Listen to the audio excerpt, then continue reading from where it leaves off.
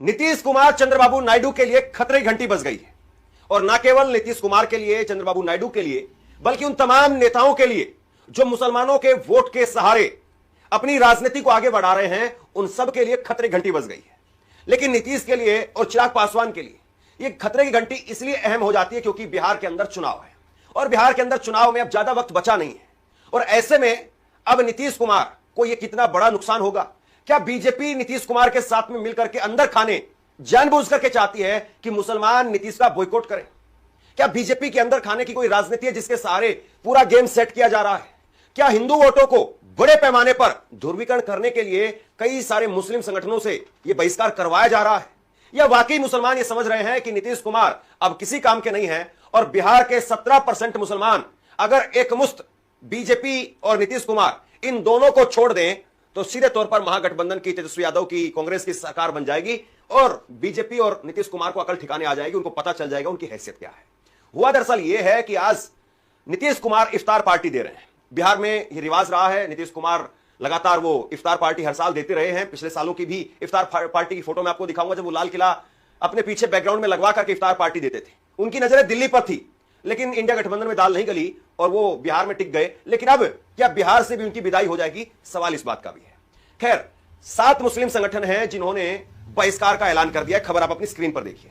वक्फ कानून पर मुस्लिम संगठनों ने किया नीतीश कुमार, चिराग पासवान और चंद्रबाबू नायडू के इफ्तार का बहिष्कार। अरशद मदनी ने इन नेताओं के कार्यक्रम से दूरी बनाने की अपील की। सरकार से विरोध को लेकर के अब एनडीए नेताओं के इफ्तार और ईद मिलन का भी बहिष्कार करेंगे। सर्वोच्च मुस्लिम संगठन जमीयत उलेमा हिंद ने चंद्रबाबू नायडू, नीतीश कुमार और चिराग पासवान जैसे एनडीए नेताओं के ईद मिलन और इफ्तार का बहिष्कार कर दिया है। तो ये जो है नीतीश कुमार के लिए कितना बड़ा नुकसान होगा अपने आप में समझने वाली बात है। लेकिन कुल मिलाकर के 7 संगठन बताए जा रहे हैं, जिसमें जमीयत उलेमा हिंद है, मुस्लिम पर्सनल लॉ बोर्ड है, खानकी रहमानी है, इमारत सरिया,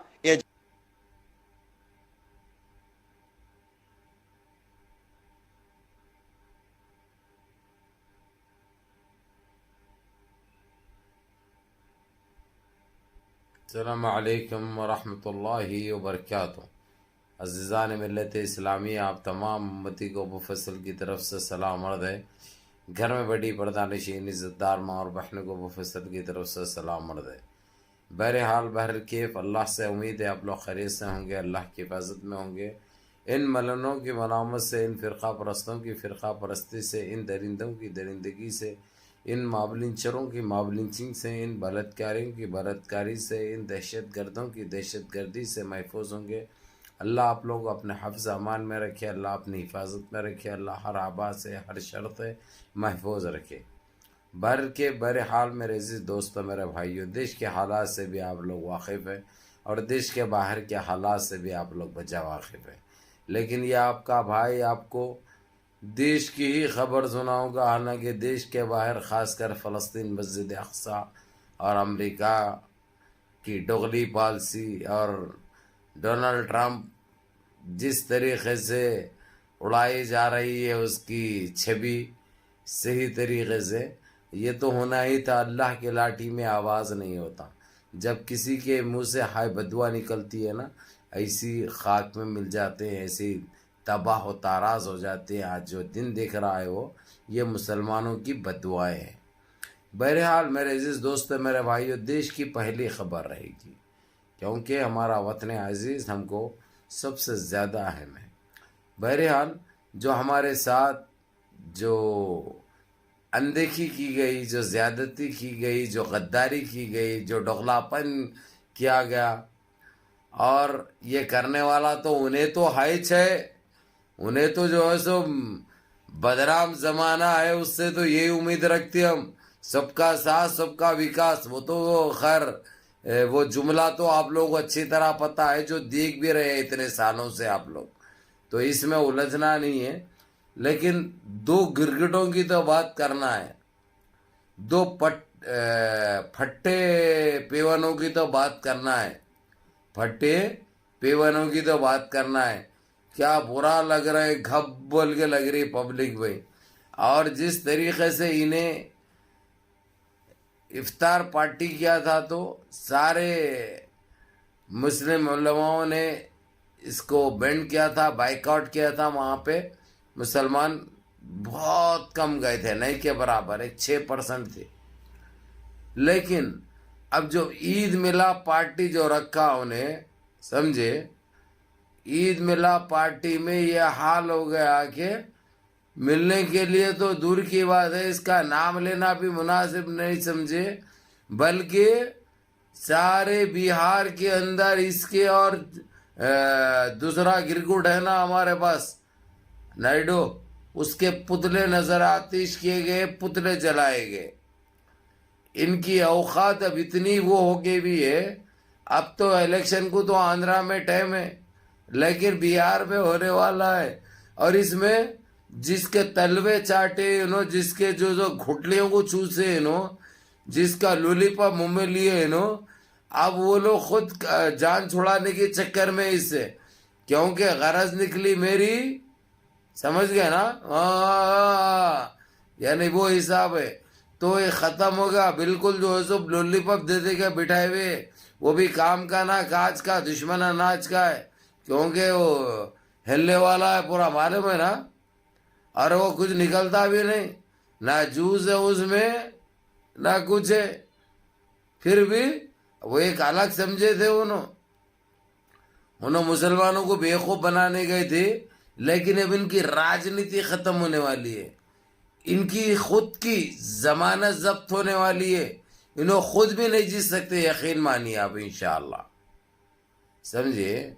और रही बात जो इनकी पार्टी के अंदर जो तोड़ फोड़ जो चल रही ना, उठापटक जो चल रही, इसका सीधा सीधा फायदा कांग्रेस को पहुंच रहा। तेजस्वी यादव इसलिए नहीं बोल रहा हूं मैं, तेजस्वी यादव भी इंडिया अलायंस में है। इंडिया अलायंस बोले तो राहुल गांधी बोले तो कांग्रेस। अब इसके बाद क्या होगा आप लोग अच्छी तरह पता है। और एक तारीख है हिंदुस्तान की, जहां पे बिहार के अंदर जो भी स्टेट में सरकार बनती है वो देश में राज करती है। बिहार से जो है सो सीधा दिल्ली की गद्दी दूर नहीं रहती, ये तो आप लोगों को भी पता है और सारों को मालूम है। अब इसलिए इन सारों का क्रियाक्रम हो रहा है। अब इन्हों चंद दिन के मेहमान रह गए हैं, इन्हों जो किए थे, दोहरी पॉलिसी अख्तियार करे थे, जो राहुल गांधी को बेइज्जत करने की कोशिश करे, अब इनके हाथ से खुद जाने वाली है। इन्हों उधर से मिलके जो सो आईडीए से उसको शपथ की तैयारी करा के उसको जलील करने की कोशिश करे, लेकिन वो इतना होशियार बंदा है, इनके झांसे में नहीं आया उन्हें, बल्कि उसकी फेंके भी जाल में इन्हों फंस गए उल्टा, उसके फेंके हुए पिंजरे में। अब ये दोनों जो है सो परे मार रहे, बाहर निकलने के लिए नहीं निकल सकते, उतना बुरा फंसे हैं ये लोग, उतना बुरा फंसे हैं। अब इनका हाल देख के तो तरस आ रहा है इनके ऊपर तरस आ रहा, लेकिन मुसलमानों के दिल से दुआएं नहीं, बद्दुआएं नहीं कर रहे इनके लिए। जो इन्होंने जो मुसलमान कौम को जो डुबोया है, जो गद्दारी की है, समझे ना। अब ये सारी चीज़ें, हमारे ख़बरस्तानों पे इनकी नज़र, हमारे मसाजिद पे इनकी नज़र, हमारे दरगाहों पे इनकी नज़र, हमारी ईदगाहों पे इनकी नज़र, जबकि इनको इस चीज़ से कोई लेना देना ही नहीं है, कोई मतलब ही नहीं है। उसके बावजूद इन्हों जो करे हैं, जो बीजेपी चाहती थी वो करे, कुछ मिलता समझ के, ये नहीं सोचे बाद में जो मुसलमानों ने वोट दे के इनको लेके आया था, वो लोग कैसे खामोश बैठेंगे, कैसे बर्दाश्त करेंगे। अब इनकी क्या हालत करेंगे वो लोग, क्योंकि मुसलमान कौम कभी नहीं भूलती गद्दारों को कभी नहीं भूलती, वक्त आने पे रोनती भी है, रगड़ती भी है, समझे ना। अब इन्हों अपने आप इनका क्रियाक्रम तो जो है सो लगभग तय है, सेंटर से भी स्टेटों से भी। वेट एंड वॉच, देखिए आप लोग। अभी आंध्रा में भी जिस तरीके से तोड़फोड़ चल रही, यानी पार्टी से जो निकल रहे लोग, जो रिजाइन लिख रहे हैं, और बिहार में भी वही हाल है, और यूपी में भी वही हाल है। इनका हाल बहुत बुरा होने वाला है, इन्हों बेहाल होने वाले। अब इनको हाथ थामने वाला भी कोई नहीं होगा, हाथ पकड़ने वाला भी क्यों नहीं होगा।